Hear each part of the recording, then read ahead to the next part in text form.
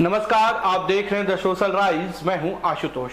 आज हमारे साथ दिल्ली विश्वविद्यालय के प्रोफेसर सुनील सर हैं। सर, आपका हमारे चैनल में बहुत बहुत स्वागत है। बहुत धन्यवाद आशुतोष। हम बात करेंगे सर जम्मू कश्मीर पे।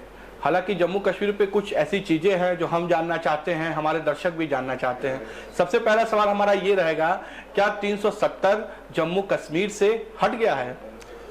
आशुतोष जी, पहले तो मैं आपके चैनल को धन्यवाद देता हूं कि आपने ऐसे महत्वपूर्ण विषय पर चर्चा की। मुझे याद है कि जब 2019 में यह संशोधन विधेयक पारित हुआ, उस समय से ही पूरे भारत में इस विधेयक को लेकर के एक भ्रम की स्थिति रही। कई बार लोगों ने इस पर चर्चा की कि क्या 370 समाप्त हो रहा है या 35A समाप्त हो रहा है। तो इन विषयों को अगर हम देखते हैं तो उसकी जो संवैधानिक व्याख्या हुई है कि अनुच्छेद 370 के भाग 1, 2 और 3 हैं, उसमें से भाग 2 और 3 के पक्ष को संशोधित करते हुए 370 के जो मूल प्रावधान है उसको बनाए रखा गया है। क्यों? क्योंकि हम अगर 370 को समाप्त करते हैं तो उसको जो विशेष राज्य का दर्जा है वही समाप्त हो जाता है। तो हम 370 को समाप्त नहीं कर सकते, बल्कि उसको संशोधन किया गया है और ये संवैधानिक दृष्टि से एक उसका उत्तर है। दूसरा प्रश्न जो समाप्त हुआ है वो अनुच्छेद 35A समाप्त हुआ है, जो वहां के नागरिकों के अधिकारों में या उनके पूरे सार्वजनिक अधिकारों को प्रयुक्त करने के संदर्भ में बाधा उत्पन्न करता था, उसको समाप्त किया गया है। और उसको समाप्त करके 5 अगस्त 2019 से जो विधेयक लागू हुआ है, वहां से जम्मू कश्मीर की एक नई यात्रा प्रारंभ होती है। सर, हम बात करें तो लोगों में ये भी भ्रांति है कि जो वहाँ के लोगों को कुछ अधिकार था, जैसे हमारे सैनिक थे, वो केवल उन्हें पकड़ सकते थे। तो इसमें क्या बदलाव हुआ? इसमें क्या उनको अधिक पावर मिला? क्या वहाँ के सिटीजन को क्या अधिक चीजें प्राप्त हुई? देखिए, जब जम्मू कश्मीर की संवैधानिक व्यवस्था को हम देखते हैं और उस संवैधानिक व्यवस्था से उठे हुए जो प्रश्न निकलते हैं, उसी में एक प्रकार की जड़ता दिखाई देती है। जैसे जम्मू कश्मीर के पूर्व के जो नेता रहे हैं, जिसमें नाम लेने में भी कोई गुरेज नहीं है, फारूक अब्दुल्ला जैसे नेता वहां से निकले, जिन्होंने मुस्लिम तुष्टीकरण की नीति से ही जम्मू कश्मीर को देखा। तो विशेष रूप से अगर हम देखते हैं कि वहां जम्मू कश्मीर के बाकी धर्म से जुड़े हुए लोग, बाकी समाज से जुड़े हुए लोगों के राजनीतिक और सामाजिक अधिकार क्या थे, तो समय के साथ उनके अधिकारों का दुरुपयोग किया गया। यानी उनको अधिकार दिए ही नहीं गए और उनके अधिकारों का प्रयोग स्वतः अपने लाभ के लिए किया गया। अब चूंकि सेना एक भारतीय संस्करण का भाग है, और जब हम कहते हैं कि महाराजा हरि सिंह के साथ जो भारत सरकार का समझौता हुआ, भारत ने सदैव उस समझौते का सम्मान किया। और मुस्लिम तुष्टीकरण की इसी नीति के कारण, वहां के स्थानीय राजनेताओं के कारण, पाकिस्तान का मनोबल भी समय समय पर मजबूत हुआ। जैसे ही हमने अपनी सीमा को प्राप्त करने का प्रयास किया, उसको देखिए पाकिस्तान सीधे संयुक्त राष्ट्र संघ में लेके चला जाता है। तो उसके पीछे का समर्थन किसका है? तो हम पाते हैं कि ऐसे ही मुस्लिम कट्टरपंथी नेता, जिन्होंने जम्मू कश्मीर में 370 के प्रावधानों का दुरुपयोग करते हुए वहां के नागरिक अधिकारों का हनन किया।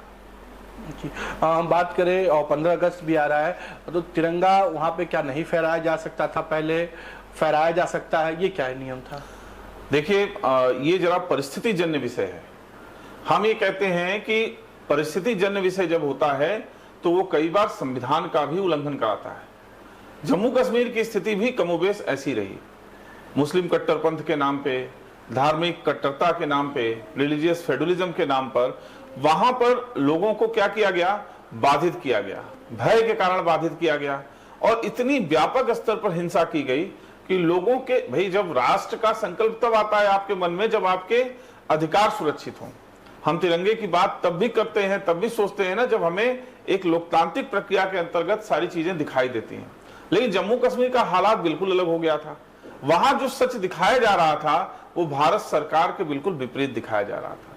तो लोगों के मन में भय उत्पन्न करके पहले तो उन्हें भारत सरकार के खिलाफ बरगलाया गया, फिर धीरे धीरे स्थानीय स्तर पर मुस्लिम कट्टरपंथ को बढ़ावा दे करके तिरंगे को जगह जगह पर अपमानित किया गया। और जिसका सीधा उदाहरण दिखाई देता है कि कई बार जब आप श्रीनगर जाएंगे तो वहां पे लाल चौक स्थान है, एक तरीके का वो केंद्रीय स्थान है, वहां पर तिरंगा फहराने की कई ऐसी घटनाएं हुई जहां पर उग्रवादियों द्वारा हमारे भाइयों की नृशंस हत्या की गई। तो जब एक बार किसी घटना को लेकर के हिंसा हो जाती है, लोगों की आहुति हो जाती है, तो निश्चित रूप से आम जनमानस भयभीत हो जाता है। और उस भय का ही परिणाम था कि वहां पर उग्रवादियों द्वारा, आतंकवादियों द्वारा अनेकों प्रकार के अपने द्वारा श्लोगित झंडे को फहराया गया और तिरंगे का बार बार अपमान किया गया। तो इस विधेयक के संशोधन हो जाने के पश्चात अब जम्मू कश्मीर भारत सरकार के अधीन एक ऐसे भाग के रूप में दिखाई दे रहा है जहां तिरंगे का भी सम्मान बढ़ा है, लोगों के लोकतांत्रिक अधिकारों का भी सम्मान बढ़ा है, और इस समन्वय से जम्मू कश्मीर की विकास यात्रा आज आगे बढ़ रही है। सर, बात करें तो आप चुनाव की जो बात होती है, तो वहाँ बहुत से चुनाव नहीं होते थे या लोग नहीं चुनाव में हिस्सा लेते थे, ये पूरा क्या था मामला? देखिए, जब हम देश की गणना करते हैं कि नेशन क्या है और जब नेशन स्टेट की बात करते हैं, तो उसमें सबसे बड़ा जो अंतर निकल करके आता है वो होता है राजनीतिक अधिकार का। हम सिर्फ देश में पैदा हो जाएं तो यहाँ के नागरिक नहीं होते, वो एक प्रक्रिया है। उस प्रक्रिया के साथ साथ हमको कुछ राजनीतिक अधिकार भी प्राप्त होते हैं। तो पहला अधिकार क्या प्राप्त हुआ? मत देने का अधिकार। तो जैसे हम वोटिंग राइट्स की तरफ जाते हैं, हम इस देश के पूर्ण नागरिक हो जाते हैं, क्योंकि विदेशियों को यह अधिकार प्राप्त नहीं है। लेकिन जम्मू कश्मीर में क्या था कि जब संसदीय चुनाव लड़ने की बारी आएगी तो वहां की बहुत सारी ऐसी जातियां जो वहां की मूल जातियां थी, उनको इन अधिकारों से वंचित कर दिया गया था। उनके आधार कार्ड नहीं बन पा रहे थे, उनके वहां के राशन कार्ड नहीं बन पा रहे थे, तो जिसके परिणाम स्वरूप वो लोकतांत्रिक भागीदारी में तो भाग ही नहीं ले रहा था। उसका सबसे असर निचले स्तर पर था, जिसे हम पंचायत स्तर कहते हैं। वहां पे भी उनके राजनीतिक अधिकार उनको प्राप्त नहीं थे। तो जिस स्थान पे लोगों के राजनीतिक अधिकार ही न प्राप्त हो किसी भी विधेयक के कारण, किसी भी कानून के कारण, हम ये नहीं कह सकते कि वो एक सर्वोच्च नागरिक का जीवन जी रहा है। तो ये विधेयक जब अमेंडमेंट होता है, वहां से इनके राजनीतिक अधिकार की यात्रा शुरू होती है। जैसे मैं एक एग्जांपल देता हूं, लोग पिछड़ों की बात करते हैं, एससी की बात करेंगे, एसटी की बात करेंगे, लेकिन जम्मू कश्मीर में बकरवाल की बात किसी ने नहीं की। बकरवाल एक ऐसी जाति है जो बकरियां चुराने का काम करती हैं जम्मू कश्मीर में, और उनको मत देने का अधिकार वहां नहीं था, जो वहां की मूल है एक तरीके से। तो ऐसे जो परिवेश वहां पर बनाए गए थे जहां लोगों के राजनीतिक अधिकारों का हनन हो रहा था, 370 का संशोधन इन सब चीजों को सीमित करता है। सर, ये भी बात करें तो वहां के कश्मीरी पंडितों की अब क्या स्थिति है? मुझे लगता है कि पहली बार वहां का कश्मीरी पंडित, अगर मैं एक लाइन में कहूं तो आज पहली बार वो खुली हवा में सांस ले रहा है, जहां उसको अपनी मातृभूमि के रूप में वह कश्मीर दिखाई दे रही है जो 1950 के पहले हुआ करती थी। क्योंकि जिस तरीके से कश्मीर की संरचना, उसकी सुंदरता, हम कहते हैं भारत का सिरमौर है, केसर का उत्पादक है, जहां की महक केसर से हो। केसर को हम कहते हैं ना कि अन्न में डाल दीजिए किसी पके हुए खाने में तो उसकी महक बढ़ा देता है, दूध में डाल दीजिए तो उसका तत्व बढ़ा देता है। लेकिन ऐसे स्थान के तत्व को मार दिया गया। तो आज धीरे धीरे कश्मीरी ब्राह्मण अपने मूल के साथ जुड़ रहा है ना। अभी एक मूवी आई थी, पिक्चर आई थी, आपने देखा होगा, कश्मीरी फाइल्स।